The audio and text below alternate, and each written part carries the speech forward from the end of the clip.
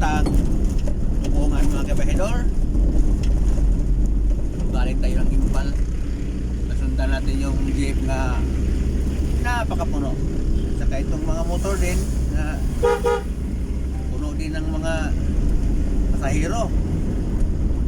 So, napaka-probinsya talaga dito sa ano, bundok na Tubungan. No? Ito ang transpo nila dito kay Bahedor. Jeep, motor. May bundok kasi dito eh.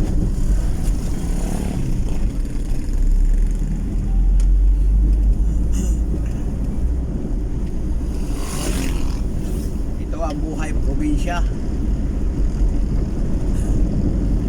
Pag taga dito ka sa Tubungan,